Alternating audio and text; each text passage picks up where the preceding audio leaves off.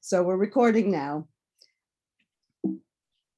So tonight we are very, very pleased to have Maria, who will be giving the talk on Gilbert White, his life, work, and legacy.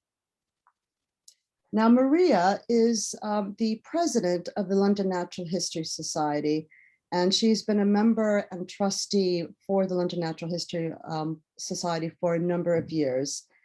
And she was elected last year as the president, and she's been doing a smashing job.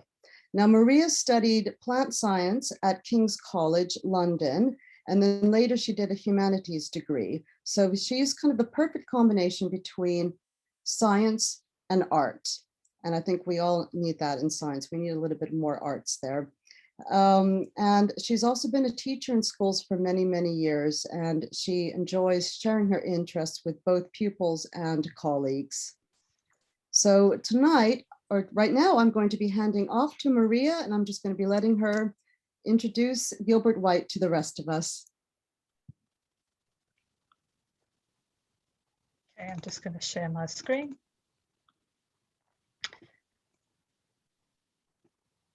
Okay, is that coming up okay? Yep. Yep. Can you see that all right? That's great. Thanks very much. Okay. Okay, good evening, everybody, and thanks for the introduction. As obviously I'm stepping in here, but I hope I'm very interested in Gilbert White, and I hope to be able to give you a bit of a flavour of his work and some thoughts about his legacy as well.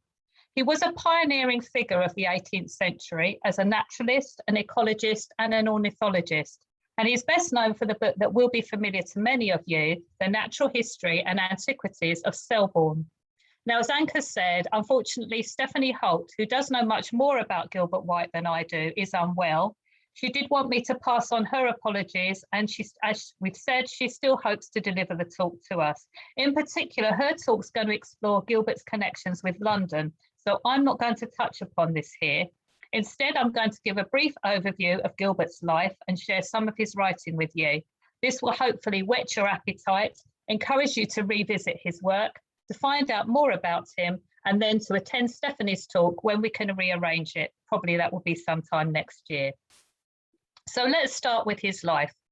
Gilbert White was born on the 18th of July, 1720, in his paternal grandfather's vicarage at Stillborn. So 2020 marked the 300th anniversary of his birth, though a number of the events planned to mark the occasion weren't able to take place for obvious reasons. Stillborn is in Hampshire, and this is just to orientate you if you're not sure about the geography. The little red dot down here marks the approximate location. And here's a map of Stillborn and its surroundings from one of the editions of Gilbert White's book. Incidentally, I can't move on without quickly mentioning that my ancestors come from Headley and from Bramshot, which are two adjacent parishes. So I do have a personal interest in the locality, and it's nice that there's somebody from the Stillborn area. Gilbert White's father, John White, was a trained barrister, and we know that his mother, Anne Holt, was the daughter of a cleric. Gilbert was the eldest of 8 surviving children. His family lived briefly at Compton in Surrey before moving into a house known as the Wakes in Stillborn in 1728. At this time, it was a fairly small house, but it's been considerably added to over the years. Gilbert was educated in Basingstoke by Thomas Walton the Elder, who is the vicar and the master of the grammar school there, and he possibly also attended a second school in the town. He must surely have been interested in the natural world from a young age, and we have evidence of wildlife observations dated from 1736 when he was 16, which are probably not the earliest that he made. In December 1739, he went up to study at Oriel College in Oxford. He received his Bachelor of Arts degree in 1743. In the following year, he was elected a Fellow, and 2 years later was awarded his Master of Arts. Now, unsurprisingly, he followed both his grandfathers into the church. He became a deacon in 1746 and was ordained 3 years later. He subsequently held several curacies.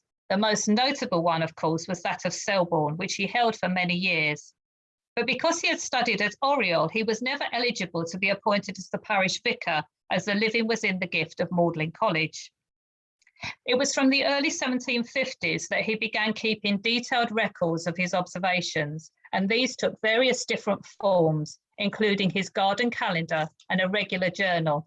He continued to keep such notes for the rest of his life. His father died in 1758, and Gilbert then moved back into the Wakes. 5 years later, he became its owner when he inherited the house from his uncle, and he lived there until his death. This is now the Gilbert White Museum, which is well worth a visit. The rooms have been restored following descriptions in Gilbert's letters, and the contents include a chair he used at Oriel College, contemporary furniture, family portraits, and, rather appealingly, the bed hangings embroidered for him by his aunts. Much of the garden has been recreated using the notes he kept in his garden calendar. Now, though Gilbert was a country cleric, he was no isolated recluse, and he was keen to share his observations and ideas about nature with fellow enthusiasts, both informally and formally. And he was invited to present a pioneering paper on the behaviour of house martins to the Royal Society in 1774. It was in 1789, when Gilbert was in his late 60s, that his best known work, The Natural History and Antiquities of Selborne, was published. It has been continuously in print ever since. It is presented as a compilation of his letters to two men, Thomas Pennant, the leading British zoologist at the time, and Daines Barrington, a barrister and another fellow of the Royal Society. In fact, though, a number of the letters were written especially for the book. Its appeal lies not just in the detailed study of the natural world, but in the vivid picture it paints of rural life. The original manuscript is on display at the Gilbert White Museum. The first edition was illustrated by Samuel Hieronymus Grimm, but the best-known illustrations are the wood engravings of Thomas Bewick. There are many editions of the book, and I've included some of Bewick's engravings in this presentation, as well as illustrations from various other editions, including the 1853 one, edited by William Jardine, as well as a couple of attractive interlopers, which I couldn't resist from the British Library website. Gilbert died at home on the 26th of June, 1793, and he was buried in the graveyard of St Mary's Church in Selborne, with a small plain gravestone marking the spot simply with his initials, GW. So that's given you a brief overview of his chronology. Now let's explore his work in some more detail. What do we mean by describing him as England's first ecologist? Well, we can see that he had a very deep appreciation of the diversity of nature, and he observed it thoughtfully and in detail. He made accurate records, and it's evident that he brought a scientific approach to his studies, which involved him in classifying, measuring, analysing data, making deductions from observations, and experimenting. So along with a fellow naturalist, William Markwick, he collected records of the dates of emergence of various species in an early example of modern phenology, and there's an extract from their findings here. Significantly, he combined this scientific approach with an emotional connection to the natural world, which resonates with modern readers. He avoids sentimentality, though, and indeed it's true that his attitudes and actions don't always match modern sensibilities. Nevertheless, as Richard Mabey explains, he was one of the first writers to show that it was possible to write of the natural world with a fresh and intensely personal vision without in any way sacrificing precision. Richard Mabey's biography is an excellent account of Gilbert's life and an essential read for anyone who's interested in him. What is also very evident in Gilbert's work are the observations which focus as much on the behaviour of wildlife as its physical appearance, and this was very unusual in the field of natural history at the time. In addition, it is clear that he was as fascinated by the ordinary and the everyday as the extraordinary and unusual, and he thought deeply about matters that others paid little attention to. Listen to his careful observation from his journal of 3 different creatures eating hazelnuts. May the 27th, 1787. There are three creatures, the squirrel, the field mouse, and the bird called the nuthatch, which live much on hazelnuts, and yet they open them each in a different way. The first, that's the squirrel, after rasping off at the small end, splits the shell in two with his long foreteeth, as a man does with his knife.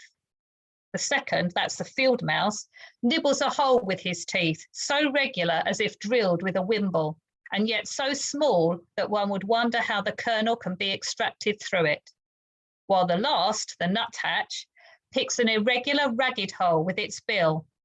But as this artist has no paws to hold the nut firm while he pierces it, like an adroit workman, he fixes it, as it were, in a vice, in some cleft of a tree or in some crevice, when, standing over it, he perforates the stubborn shell. We have often placed nuts in the chink of a gatepost where nuthatches have been known to haunt, and have always found that these birds have readily penetrated them. While at work, they make a rapping noise that may be heard at a considerable distance.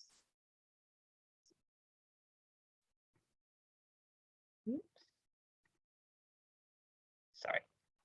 Pat Farrington's article, Doing Right by Gilbert White, appeared in History Today, June 2019, and highlights various impressive contributions Gilbert is considered to have made to the field of natural history.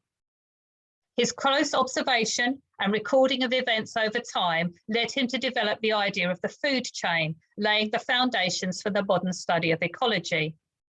He discovered a distinction between three species of leaf warblers, chiffchaff, willow warbler, and wood warbler, at the time thought to be one species, based on their different songs. He pioneered modern theories on bird territory and its effects on their population. And Pat Farrington adds, even today, most naturalists will have read White and often refer to his work for its insights and investigative achievements. Today, we're going to explore and enjoy some of Gilbert's words on plants, earthworms, hedgehogs, and some birds. And we'll begin with plants. Now, in fact, he wasn't particularly complimentary about the study of botany unless it was concerned with what he considered were useful plants. So I will warn you that the botanists among you may bridle slightly at some of what he says.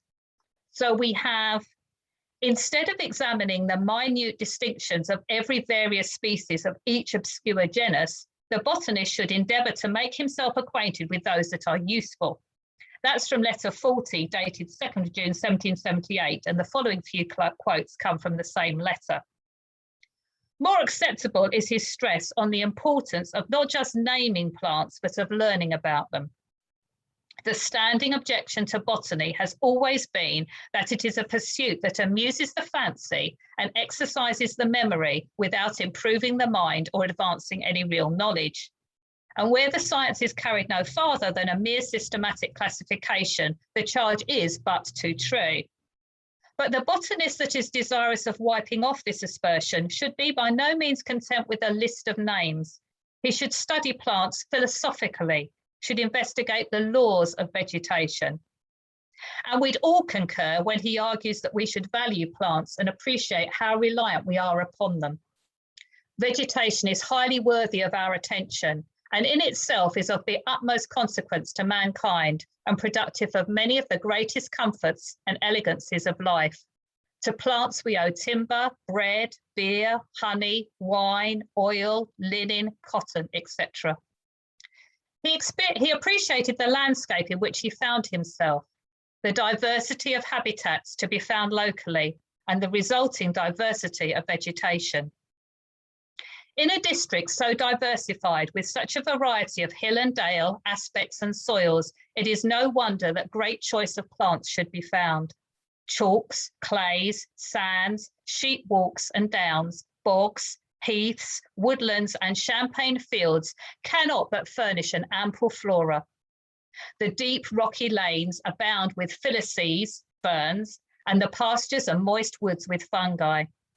If in any branch of botany we may seem to be wanting, it must be in the large aquatic plants, which are not to be expected on a spot far removed from rivers and lying up amidst the hill country at the spring heads. That's from letter 41, dated 3rd of July, 1778. Now, unlike those LNHS members who have been working on the latest London flora, he wasn't particularly interested in creating site lists, suggesting that to enumerate all the plants that have been discovered within our limits would be a needless work. But he did think it was worthwhile making a short list of the more rare and the spots where they are to be found. Here he gives us some folklore, descriptions, and precise local locations. And I've just picked out 3 examples of plants that did make it to his list. So we've got Helleborus foetidus, stinking hellebore, also then known as bear's foot or setterwort, which he found growing all over the High Wood and Coneycroft Hanger. This continues a great branching plant the winter through, blossoming about January, and is very ornamental in shady walks and shrubberies. The good women give the leaves powdered to children troubled with worms, but it is a violent remedy and ought to be administered with caution. And indeed, this plant is highly poisonous. Helleborus viridis, green hellebore, he locates in the steep, stony lane on the left hand, just before the turning to Norton Farm. You can still find that if you trace back in the maps. And at the top of Middle Dalton, under the hedge. This plant dies down to the ground early in autumn and springs again about February, flowering almost as soon as it appears above ground. And yellow bird's nest, now Hypopithys monotropa, he found in Stillborn Hanger under the shady beeches, to whose roots it seems to be parasitical at the northwest end of the hanger. And indeed, this is a mycoheterotroph, getting its food from fungi, which form a mycorrhiza with nearby trees. As I previously mentioned, plant flowering times were one of the phenomena that interested him and which he thought was worthy of consideration because it raised interesting questions. Of all the propensities of plants, none seem more strange than their different periods of blossoming. Some produce their flowers in the winter or very first dawnings of spring, many when the spring is established, some at midsummer, and some not till autumn. And he muses over this as one of the wonders of the creation, little noticed because a common occurrence, yet ought not to be overlooked on account of its being familiar, since it would be as difficult to be explained as the most stupendous phenomenon in nature. Perhaps not surprisingly, he eventually offers a theological explanation which appears to satisfy him, but he's certainly happy to raise questions rather than simply accepting how things are. There are many places in his work where we can see that he was fascinated by the interconnectedness of living things. This is evident in his interest in earthworms, which turn up in a number of references. From the journals, we have detailed observations undertaken in different weathers and at different times of the day or at different seasons. So from the journal of 23rd of March, 1775, we have earthworms travel about in rainy nights, as appears from their sinuous tracks on the soft, muddy soil, perhaps in search of food. Then, when earthworms lie out o' nights on the turf, though they extend their bodies a great way, they do not quite leave their holes, but keep the ends of their tails fixed therein, so that on the least alarm they can retire with precipitation under the earth. Whatever food falls within their reach when thus extended, they seem to be content with, such as blades of grass, straws, fallen leaves, the ends of which they often draw into their holes. That's from the journal entry of the 1st of July, 1775. Now, he discusses his ideas about the importance of earthworms in what we would now describe as the ecosystem in letter 35 from the Natural History, dated the 20th of May, 1777. Earthworms, though in appearance a small and despicable link in the chain of nature, yet if lost would make a lamentable chasm. For to say nothing of half the birds and some quadrupeds, which are almost entirely supported by them, worms seem to be the great promoters of vegetation, which will proceed but lamely without them. By boring, perforating and loosening the soil and rendering it pervious to rains and the fibres of plants, by drawing straws and stalks of leaves and twigs into it, and most of all by throwing up such infinite numbers of lumps of earth called worm casts, which being their excrement is a fine manure for grain and grass. Worms probably provide new soil for hills and slopes where the rain washes the earth away, and they affect slopes, probably to avoid being flooded. He challenges contemporary negative attitudes towards earthworms, so he's really keen to educate others. Gardeners and farmers express their detestation of worms, the former because they render their walks unsightly and make them much work, and the latter because, as they think, worms eat their green corn.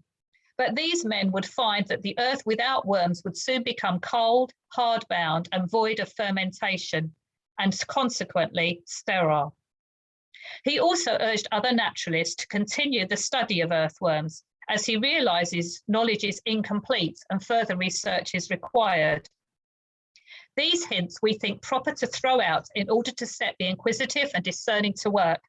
A good monography of worms would afford much entertainment and information at the same time, and would open a large and new field in natural history. This study of earthworms is something that Charles Darwin would later take up, though his 1881 book, The Formation of Vegetable Mould through the Action of Worms, hardly refers to Gilbert White and his innovative ideas. From Gilbert's thoughts on earthworms, we go to a description of one of their predators, where we can see further evidence of his thorough examination and attention to detail. In June last, I procured a litter of 4 or 5 young hedgehogs, which appeared to be about 5 or 6 days old. They, I find, like puppies, are born blind and could not see when they came to my hands. No doubt their spines are soft and flexible at the time of their birth, but it is plain that they soon harden, for these little pigs had such stiff prickles on their backs and sides as would easily have fetched blood had they not been handled with caution. Their spines are quite white at this age, and they have little hanging ears, which I do not remember to be discernible in the old ones. They can, in part at this age, draw their skin down over their faces, but are not able to contract themselves into a ball as they do for the sake of defense when full grown.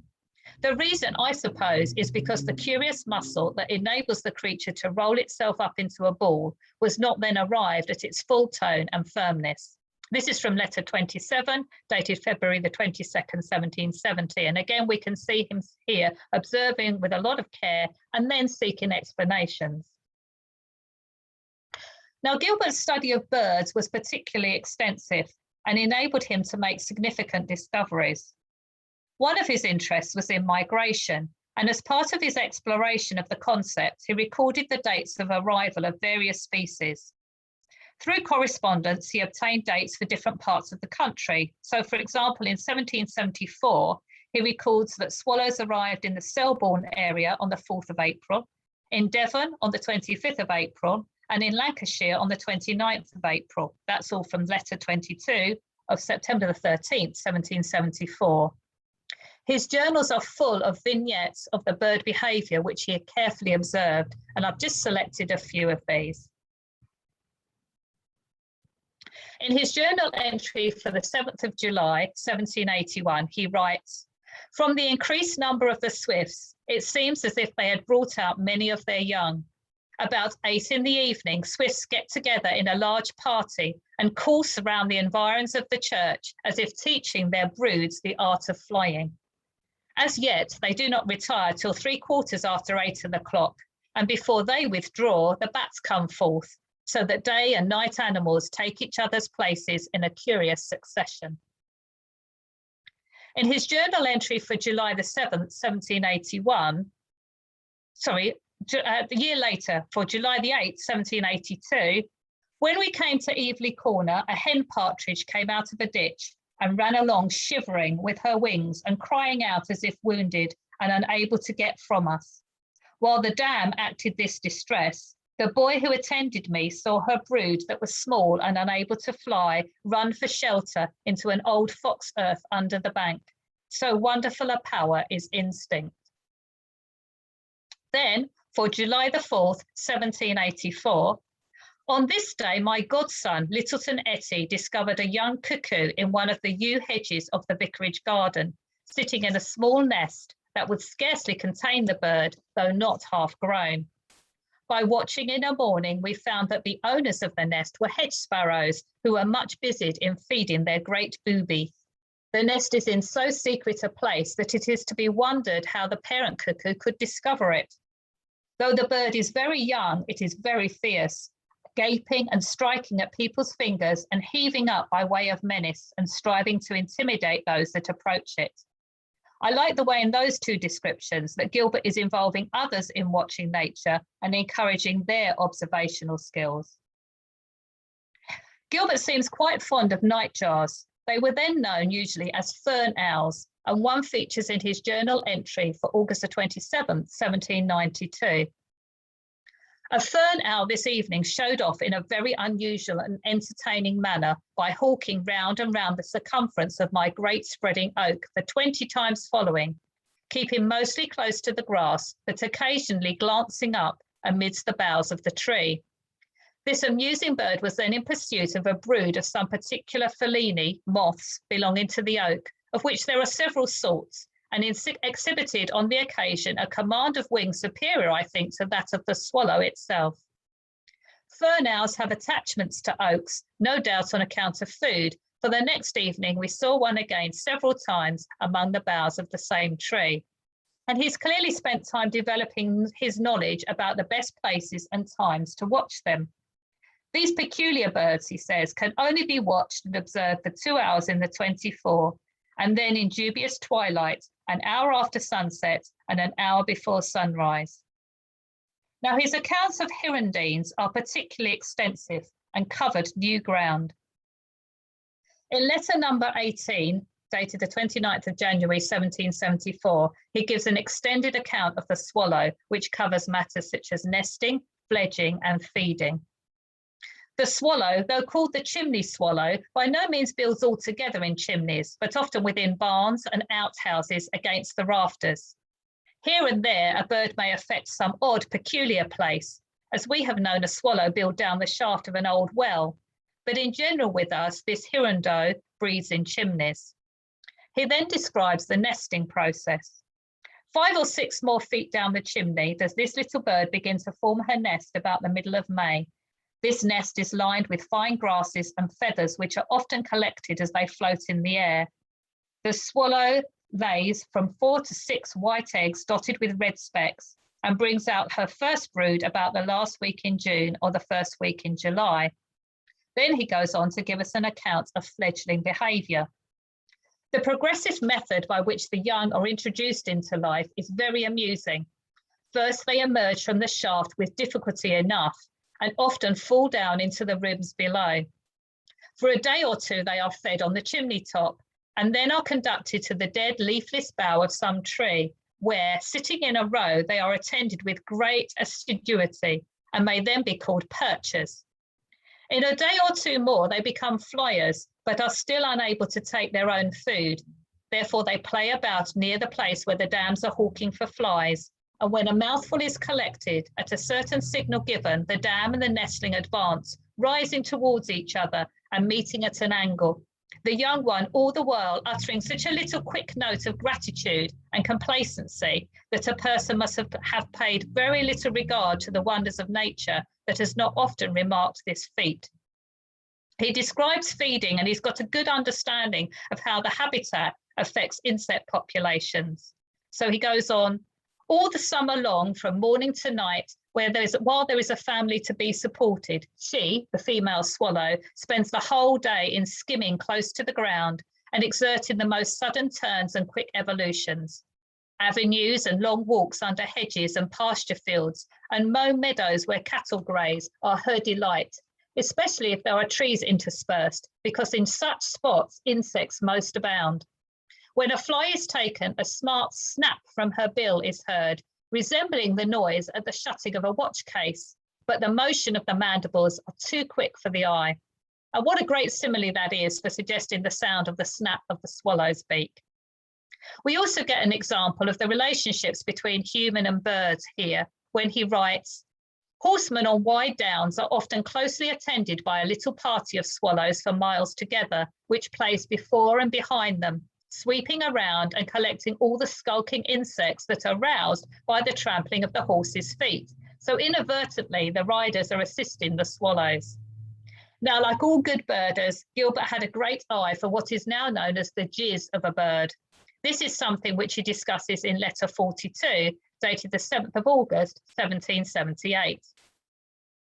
A good ornithologist should be able to distinguish birds by their air, as well as by their colours and shape, on the ground, as well as on the wing, and in the bush, as well as in the hand. For though it must not be said that every species of birds has a manner peculiar to itself, yet there is somewhat in most genera, at least, that at first sight discriminates them and enables a judicious observer to pronounce upon them with some certainty. And he gives lots of examples which he keenly describes, so here are just a few. Thus, kites and buzzards sail round in circles with wings expanded and motionless, and it is from their gliding manner that the former are still called in the north of England gleeds, from the Saxon verb gliden, to glide. The kestrel or wind hover has a peculiar mode of hanging in the air in one place, his wings all the while being briskly agitated. Hen harriers fly low over heaths or fields of corn and beat the ground regularly like a pointer or setting dog, and crows and daws swagger in their walk. There's plenty more to appreciate, so I do recommend revisiting the natural history and also looking at the journals if you'd like to read more. I hope you've enjoyed these snippets, but for now, we'll finish by briefly considering Gilbert's legacy. It's true to say that he has considerably influenced other naturalists, both his contemporaries and those who followed, right up to the present day. Charles Darwin, for one, said that he had been deeply impressed by Gilbert White's writings, and it's even been speculated that he might not have propounded the theory of evolution without Gilbert's pioneering fieldwork, though to be honest, I think that's probably claiming too much. It's also true that while Gilbert has his supporters who argue he has been underrated, there are also others who think that the case for regarding him as a major figure has been overstated, and that's something you can make up your own minds about. What is certainly true is that various tributes have been paid over the years to his life and work. The Stillborn Society was founded in 1895 to perpetuate his memory, and later purchased land by the Grand Union Canal at Perivale in West London in order to create the first bird sanctuary in Britain, now known as Perivale Wood. David Howden gave a talk about its butterflies and moths last year, which you can watch on our YouTube channel if you missed it. A recent commemorative weather vane has Gilbert's portrait and letter forms from his manuscripts. In his own church of St Mary in Selborne, there is commemorative stained glass, including a window portraying St Francis, which was installed in 1920 to mark the 200th anniversary of Gilbert's birth. Now, as a self-taught generalist observer of wildlife, Gilbert White certainly paved the way for those modern naturalists and biological recorders who form our own society's membership today. He was exemplary in his record keeping, and throughout his work, he incorporated all the elements of a good biological record: who, what, when, and where, just as we aim to do as naturalists today. His work continues to capture the imagination of his readers too, and over the years he has inspired many people to pay closer attention to nature. So in 1941, Donald Culrose Peattie wrote in The Road of a Naturalist that no professional ornithologist ever did so much to widen interest in birds. From White's pages, they cock a friendly eye at us and hop out of his leaves right over our thresholds. He has inspired artists as well as scientists, and the 2020 exhibition at the Pallant House Gallery, Drawn to Nature, Gilbert White and the Artists, included many pieces by artists responding to his work and to his life. There is material about this exhibition online, including a YouTube video if you want to follow this up. Now, for Richard Mabey, Gilbert White's greatest legacy is his blend of scientific and emotional responses to nature, which helped foster the growth of ecology and the realization that humans were part of the natural scheme of things. Richard Mabey also emphasizes the expressive and captivating quality of Gilbert's prose, which draws the reader in. His use of language is sensitive and effective at capturing his observations. Mabey notes one particularly striking feature: the way Gilbert often arranges his sentence structure to echo the physical style of a bird's flight. So the whitethroat uses odd jerks and gesticulations over the tops of hedges and bushes. And woodpeckers fly opening and closing their wings at every stroke, and so are always rising and falling in curves. Happily, Gilbert White's work is readily available if you want to read more. The natural history is available in various printed editions, and it can also be downloaded for free from Project Gutenberg. And an almost complete and searchable transcription of 40 years of his personal journals has been made available on naturalhistoryofselborne.com. So that's really highly recommended. Richard Maybe's biography is excellent, and there is a lot of material on Gilbert White available online. Whoops, sorry, that just disappeared. Back there. So there's a lot of material available online, and here are just a few of the links. So you've got Gilbert White House, the museum, you've got the Stillborn Society. There's quite a lot of information on the Natural History Museum's website, and this is a link to, if you want to follow up on the Pallant House Gallery exhibition that was held last year. So plenty for people who are interested in learning more about him to explore. I'm going to end this talk with one of Gilbert White's evocative descriptions from the 23rd of June, 1782, which brings to life a scene from a summer evening over 200 years ago. Jupiter makes and has made for some weeks past a beautiful and resplendent appearance every evening to the southeast. Saturn, who is very near, is much obscured by the brilliancy of the former. The sun at setting shines along the hanger in these long days and tinges the stems of the tall beeches of a golden colour in a most picturesque and amusing manner. Just at the summer solstice, the sun at setting shines directly up my broad walk against the urn and tall fir. Foxgloves, thistles, butterfly orchids blow in the high wood. Stephanie Holt's talk will take Gilbert White's story further. So again, we do wish she has a speedy recovery, and we look forward to hearing her presentation in the not too distant future. Thank you very much for listening, and I'll be interested to hear any of your comments. Thank you.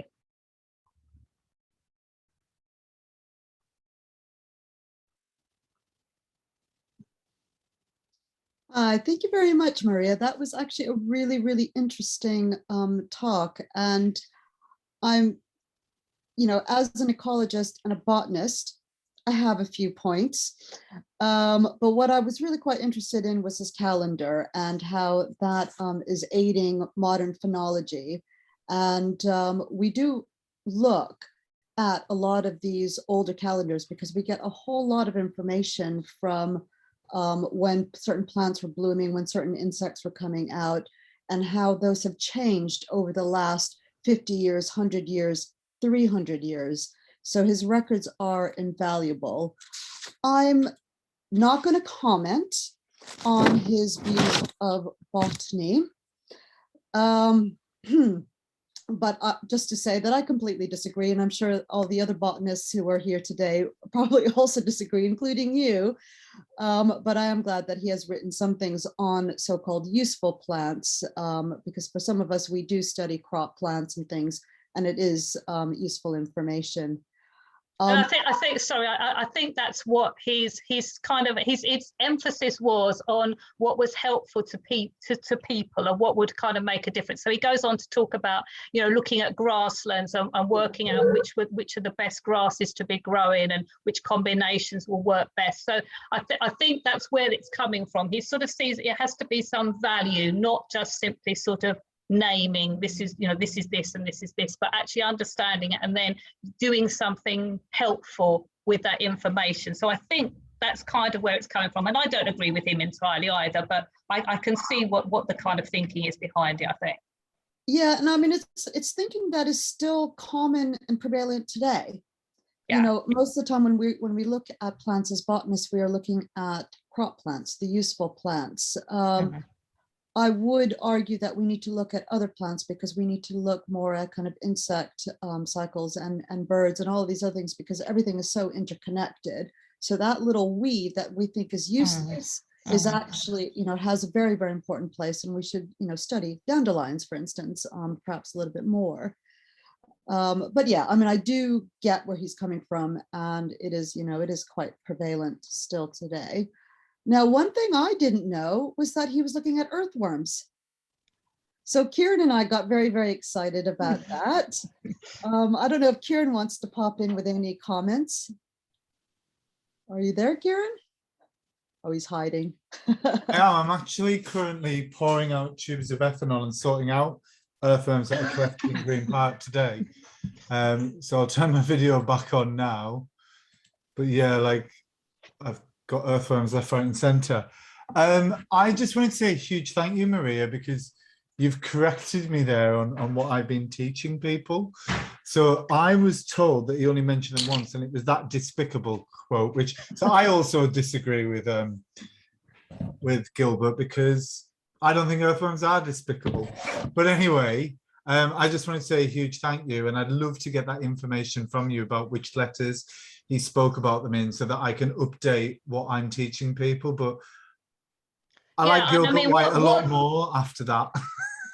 What we've now got as a resource, which is really fantastic, is that the journals of, I think it seems to me almost complete, but it does say on the website it's nearly complete. So there may be a few that they haven't transcribed, but that resource with all of where all the journals have been put together in a really helpful, because it's obviously got transcription, but it's also completely searchable. So you can search by date, you can search by subject, and that's basically how I was able to pick up earthworm references, by just kind of doing that search. So it's kind of relatively easy now to track down, in a way that when these were just in manuscript form, people would not have been able to access them. So thank you very much to all the people who are kind of involved in that project. Yes, I mean, the despicable is, I think, again, that he knows that the general thinking at the time, earthworms were just regarded as a pest. Yeah, and so people wanted to kind of clear their ground. Gardeners didn't want earthworms, farmers didn't want earthworms. They just saw them as a problem. So he kind of knows that, and when he's talking about them being despicable, he knows that's the general kind of perception.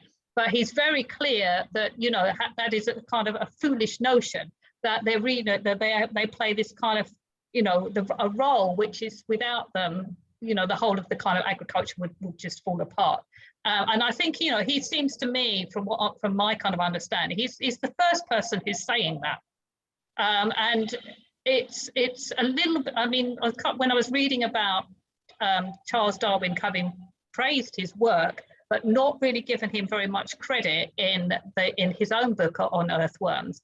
I mean, what the reason is, perhaps it's not worth speculating, but he definitely deserves re-looking at, in terms of just his understanding of that particular part of the natural world, because he is offering really thoughtful insights, which is going against what the general perception was of the kind of people around him and the people that he engaged with. So yeah, you can certainly do some more exploring of the journals yourself, if that's kind of something that you want to find out. And he's really looked at earthworms in a lot of detail, and he's observed their behavior, and he's there's another one which says they're kind of active at different times of the year. So he's sort of like, he seems like he's been out all year round, day and night, checking the earthworms out and seeing what they're up to in a kind of quite an engaging way.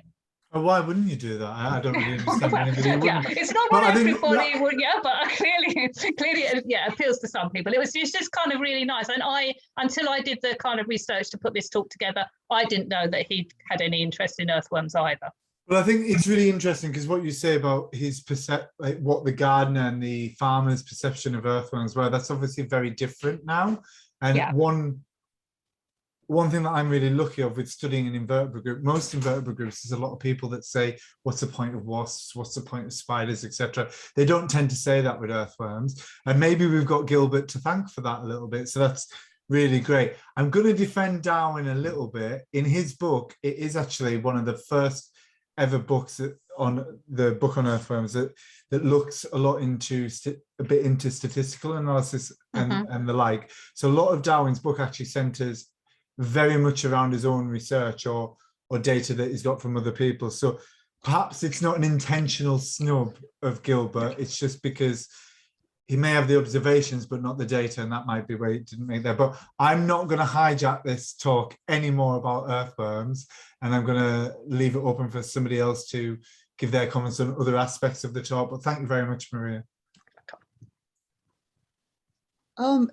Yeah, are there any other comments? Would anybody like to come forward? You can just kind of raise your virtual hand and ask questions or just make comments, perhaps about Gilbert White's observation on birds, which were incredibly dedicated and very detailed, or perhaps more on botany, earthworms, or anything else. So would anybody like to say anything? It's fine. Oh, there's somebody put their hand up. Okay, you can unmute yourself, Stephen, and comment or ask away.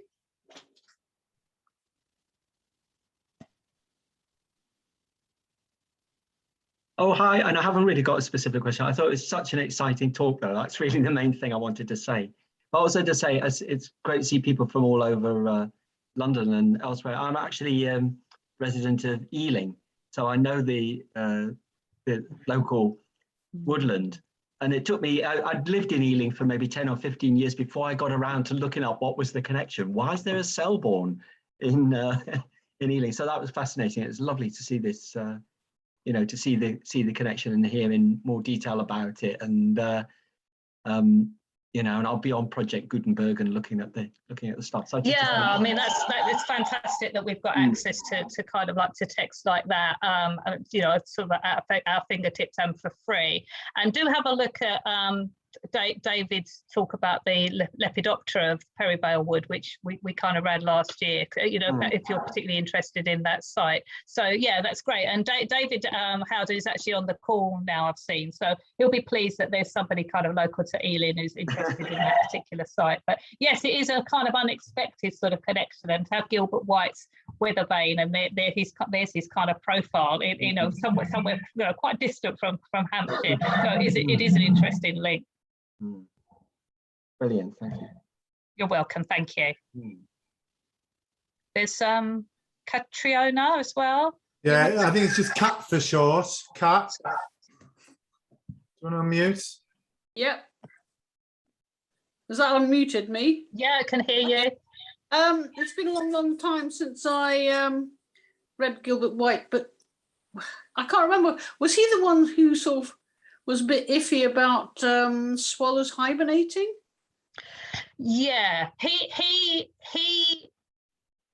kind of working through the idea about, you know, whether that's a realistic explanation or not. Now, some kind of people that you read who kind of comment on his you know, his you know, his understanding, say that he did finally get to the point that no, they didn't hibernate, they did migrate. There seems to be some of the things when he writes that seem to be that he definitely has, you know, gone down on the side of that is the case. He's convinced. But there are also occasional references to where he thinks that possibly the swallows that sort of get left behind, that don't manage to kind of catch up with the migration, with the rest, as the rest of them go, there are a few stragglers who do possibly hibernate. And he gives a couple of sort of examples of different sort of anecdotes that people have told him where they've kind of found one that seems to have hibernated, been in a torpid state and then recovered. So I think there is some dispute about whether he definitely had, you know, come to the conclusion that these birds did migrate, or whether he was still a little bit uncertain. But certainly compared to most people, he's much more convinced by the idea of migration. And when he talks about the sort of like the evidence for the birds arriving at different points in the country at different times, he says something at the end of that, which sort of like, you know, is this good evidence for migration or possibly not? But he is sort of, and I think that he has his brother, I think John, who I think was based on Gibraltar for a while, they're in correspondence about the birds that he's seeing in Gibraltar. And there is definitely sort of some suggestion that he's seeing, you know, his brother's seeing birds, and then the birds are turning up in Hampshire. Yeah. So I think he's close to believing in the whole idea of migration and that these species are migratory. But I think he's probably got, given the kind of context around him, he's probably not entirely convinced himself.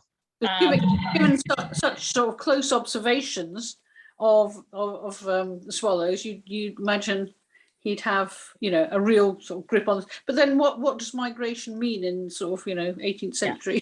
I think also what they were amazed by, because it was possible, I mean, which is still kind of like amazing today, how these very small birds could travel such huge distances.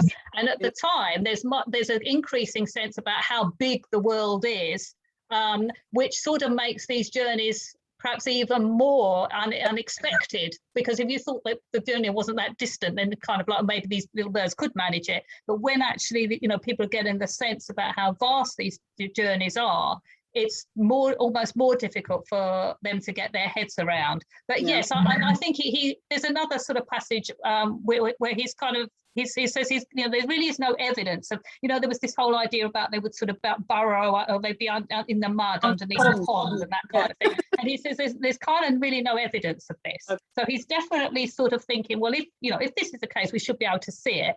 But what he can see is things like birds arriving at different sort of times and appearing at a certain time. So he's kind of gradually moving, but I think he's probably not, he's not entirely sure. And when he gets little counter examples, I think he weighs up. He doesn't sort of jump to a conclusion. He weighs things up. So when people are sort of giving him these examples of these birds that do seem to have hung about and they do seem to sort of revive, he kind of feels like he needs to take that into account.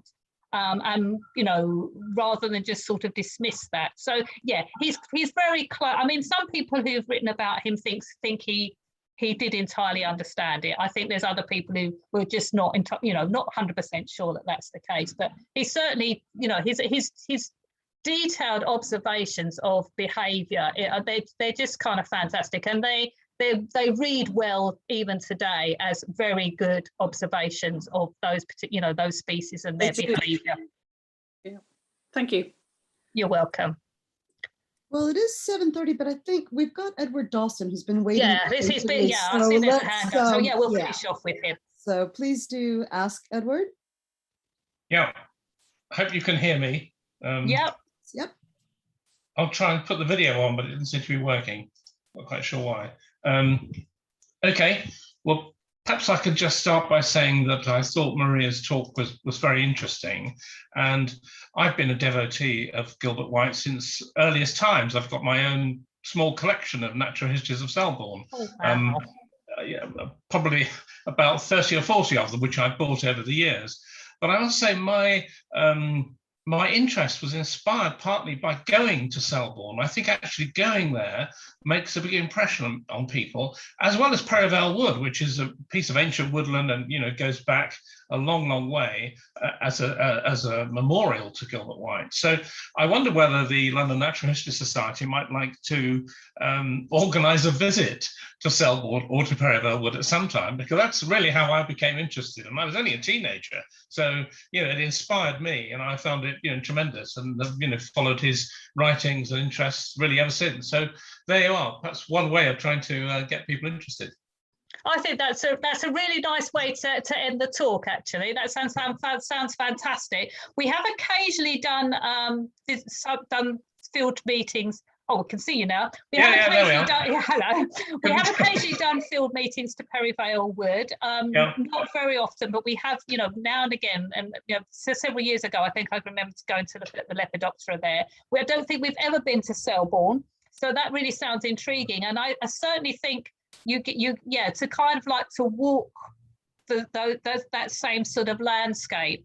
And obviously to go to see the museum, it gives you a deeper understanding about the natural world that he was familiar with. And I think it sounds to you, and I think it would be to anybody who kind of made that trip, very inspiring. And I mean, I kind of urge anybody else who's on the call who's able to kind of make that trip. That sounds that's really valuable. And the LNHS will put it on our kind of like 2 possible things to do list. But yeah, thank you very much. That's a If I could add, I think the hanging beechwoods around Selborne are unique in Hampshire, really, probably anywhere, and so they deserve a visit. And the museum now, as you mentioned, has recently they've had lottery money, it's been expanded, and it's a great resource in lots of ways.